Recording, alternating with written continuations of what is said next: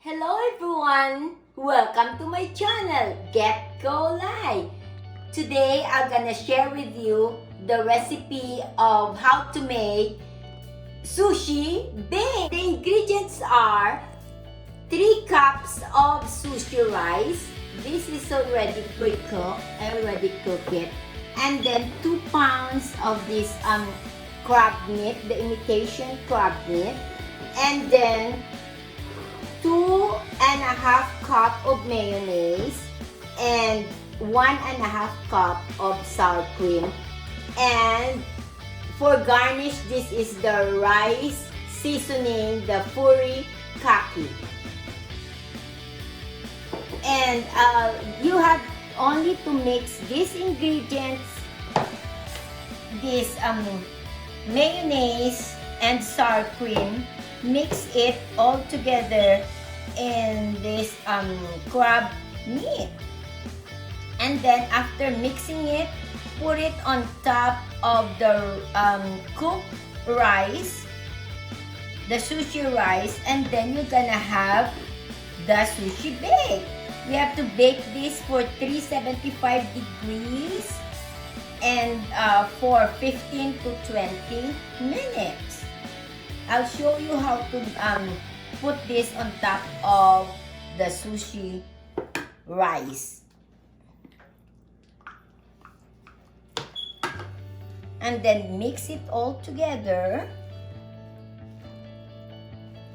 and put it on top of the rice, the pre-cooked rice. The children will love this, especially the teenagers.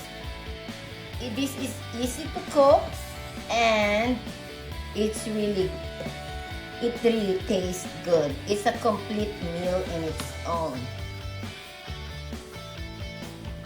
Now I'll put it here on top of the rice, and then I'm gonna have sushi bake.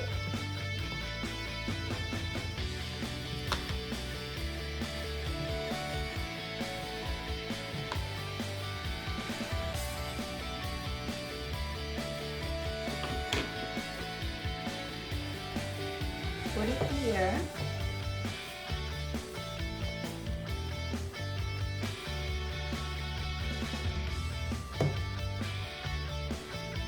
It's just easy to make.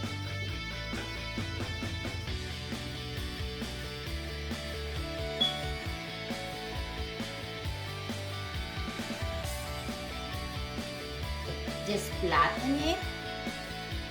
And then we're gonna put the furikake on top. And we'll have to bake this 375 degrees for 15 to 20 minutes.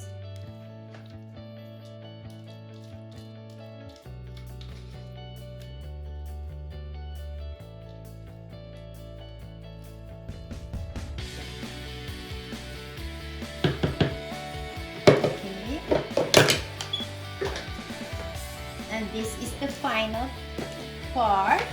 We have to just spread it over here. And we're gonna have a sushi rice, sushi bake. This is the nori komi furi kake.